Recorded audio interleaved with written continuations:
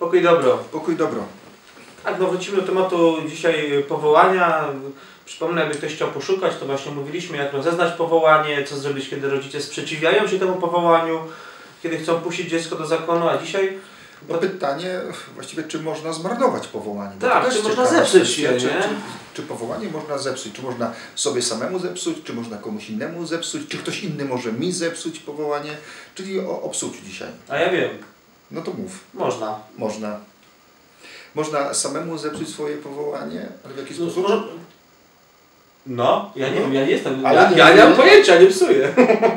Nie, no można zatracić się w tym wszystkim. Jak człowiek nie pielęgnuje powołania, czyli słyszy wewnętrzny głos, no, odczuwa pragnienie, że chce pójść, chce słyszy wewnętrzny głos. No, który jest sumieniem, nie? No, ale nie, no rozumiemy, mamy wewnętrzne pragnienie pójścia za Chrystusem. Człowiek czuje, że będzie szczęśliwy, że widzi się w takiej roli, no, i nagle mówi, nie, to nie jest to, jakby wypycha to, no to... Albo drugiemu można też to wyperswadować. Na przykład ktoś cały czas tak mówi, a ktoś powie, że nie, tam nie pójdziesz, a nie marudź, a daj mi spokój, abyś sobie tam żonę znalazł. A co ty z tego będziesz miał? Jaką korzyść? A ja tutaj, a na starość to się mną zajmie, a tutaj teraz musisz, nie wiem, nam pomagać. I człowiek czasami można to powołanie faktycznie w kimś również tak zagłuszyć, robiąc mu wyrzuty sumienia, że niestety ktoś z powodu jakiejś takiej chorej relacji, bo nie będzie w stanie samodzielnie podjąć swojego życia, nie odpowie na głos i wewnętrznie będzie czuł się gdzieś rozdarty, niespełniony. Tak samo jak ktoś, kto ma uważa powołanie na przykład kapłańskie, wejdzie w sakrament małżeństwa, no to w pewnym momencie zacznie być obcy dla żony. Żona dla niego też, bo będzie wiedział, że jest gdzieś jakaś przestrzeń, do której nie ma dostępu druga strona także tak można zepsuć, a można w ogóle jakby wypierać sobie z podświadomości powołanie, czyli gdzie tam będę szedł, bo takie myśli się będą pojawiały, chociaż powiem szczerze, że one są na tyle silne, że one będą jak bumerang wracały praktycznie przez całe życie. Można je tam zasypać trochę, ale to... Czyli kret, nie? Kret, tak, kret. No. Ale kret. Ale jest też kwestia marnowania i uważam, że to jest problem. Niechcący on wyniknął w kontekście tego pytania, a mianowicie jak wiele osób dzisiaj marnuje swoje powołanie do życia w rodzinie. No bo ja też tak się uderzam się w pierś, bo ja się skupiłem tylko tym powołaniem. No właśnie, bo to tak, pewno taka była intencja piszącego to pytanie, ale myślę, że to powołanie do życia w rodzinie, czyli lekceważenie sobie, bagatelizowanie czy banalizowanie sakramentu małżeństwa jest dziś poważnym problemem. I myślę, że to jest właśnie też marnowanie powołania do życia w rodzinie, powołania do rodzicielstwa. To już dobrze wiecie, jak jedna strona może drugiej stronie zmarnować powołanie. Jedna strona drugiej stronie zmarnowała powołanie. Nie rymuje się, ale ma sens. A więc to jest też problem. Zmarnowanie powołania. Jeżeli mówimy... Ale chyba to czujemy, nie? Że po prostu Pan Bóg ma jakiś plan. Czym jest powołanie? Powołanie jest to pewna koncepcja Pana Boga na Twoje życie, abyś Ty był szczęśliwy.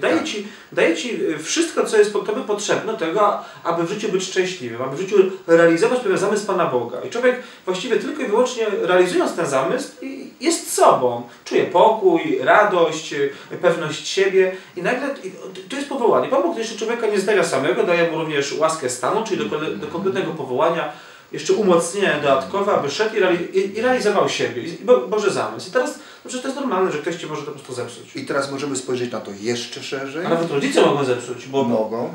A mianowicie, gdy mówimy o powołaniu w tym kontekście naszej relacji do Pana Boga, to naszym powołaniem jest powołanie do świętości. I teraz, jeżeli tutaj ojciec mówi na początku, że słyszymy ten głos wewnętrzny, tak, to sumienie, no to rzeczywiście niepostępowanie zgodnie ze swoim sumieniem, czyli nie wybieranie dobra, a wybieranie zła, jest marnowaniem swojego życia, jest marnowaniem swojego powołania do świętości. Kierowanie się egoizmem w swoim życiu, a nie sumieniem, czyli kierowanie się przyjemnością i korzyścią, a nie dobrem, jest marnowaniem swojego powołania, jest marnowaniem swojego życia. Jest nierealizowaniem tego powołania do szczęścia, do którego każdy z nas jest powołany przez Boga. Bóg chce, żebyśmy byli szczęśliwi A to, co mówimy, małżeństwo, życie zakonne, życie kapłańskie, samotność, praca zawodowa taka, to są formy realizacji powołania. Prawda? Czy nie? Powołania do tego głównego celu, jakim jest nasze zbawienie, nasze szczęście. Oczywiście połączyłem się przez chwilę, nie? Ale to... Powtórzyć? Nie obejrzę sobie tego sloganu. Nie no, ja rozumiem, że to są pewne formy, znaczy no chyba nie. Nie? Ja myślę, że są jakby różne... Ja realizuję swoje powołanie jako kapłan. Jako zakonnik. Powołanie, jeżeli wybierzemy... Bóg mnie powołał do bycia zakonnikiem i w ten sposób realizuję wolę Bożą. Powołanie do życia w świętości. Powołanie do życia w świętości. Jest to moja droga. Tak. Powołanie do świętości. Zgadzam się z przedmówcą. Dziękuję. A więc... Czas kończyć, ale właśnie jeżeli za każdym razem, kiedy wybieramy zło, za każdym razem, kiedy nie postępujemy zgodnie ze swoim sumieniem, za każdym razem, kiedy szukamy korzyści, przyjemności, a nie dobra, marnujemy i psujemy powołanie. Swoje, kogoś innego, powołanie do świętości, do szczęścia, do którego wzywa nas Pan Bóg. No to jest dość istotne, żeby w ogóle pomyśleć o tym, nie? Jakie mam powołanie. Znaczy, jaką mam drogę do realizacji powołania. To już tam mówiliśmy o tym rozeznaniu kiedyś. A dzisiaj mówimy, żeby nie psuć. Pokój dobro. Pokój dobro.